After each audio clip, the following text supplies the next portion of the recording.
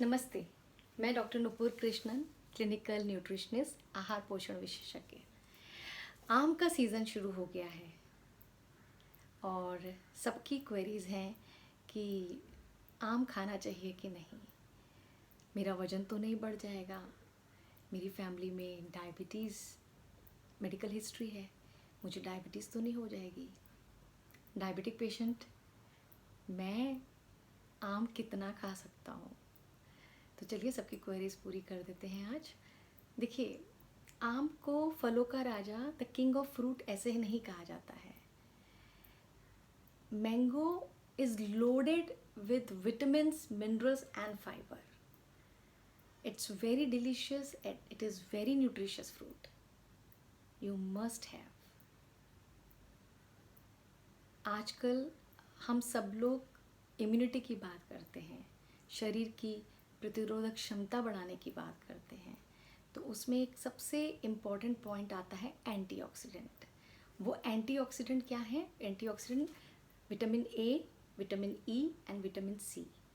सो mango में vitamin A and vitamin C भरपूर मात्रा में होता है।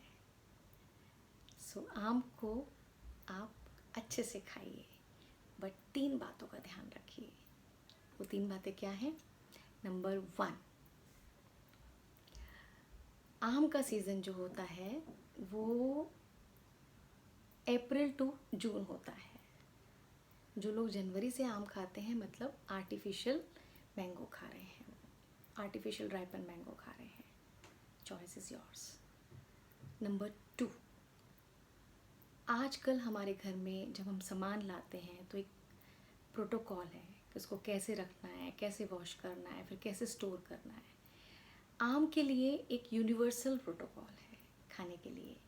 जब आप आम खाना चाहते हैं तो उसको फ्रिज में मत रखिए। जैसे आप कल आम खाना चाहते हैं तो पहले आज उसको आप नमक के पानी से, नहीं तो बेकिंग सोडा के पानी से वॉश कर लीजिए, तो पेस्टिसाइड रिमूव हो जाएंगे।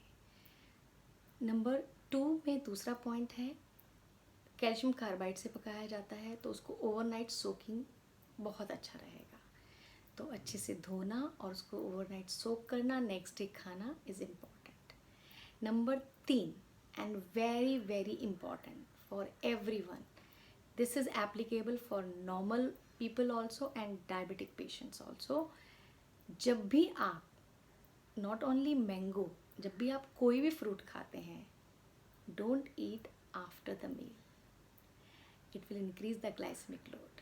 तो जब आप फ्रूट खा रहे हैं तो बिफोर मील खाना है आपने, बिफोर ब्रेकफास्ट खाइए, बिफोर लंच खाइए, बिफोर डिनर खाइए, बट आफ्टर मील आपने नहीं खाना है। द मोमेंट आपने आफ्टर मील खाया, चाहे मैंगो हो चाहे कोई फ्रूट हो, आपका ग्लाइसेमिक लोड बढ़ेगा। That will not be healthy way to eat any fruit. तो ध्यान रखिए, ठीक है। अब आती है बात डायबिटिक पेशेंट्स की। मैं एक चीज़ और बता देती हूँ इसमें। कुछ लोगों ने पूछा कि हमारी फैमिली हिस्ट्री, मेडिकल हिस्ट्री है डायबिटीज़ की, तो हम मैंगो खाएंगे तो उससे हमको डायबिटीज़ तो नहीं आ जाएगी। पहले तो एक चीज़ बता देती हूँ, चाहे आप मैंगो खाओ चाहे आप शक्कर खाओ, खाली एक चीज़ आपको शुगर नहीं देती है, डायबिटीज़ नहीं देती है।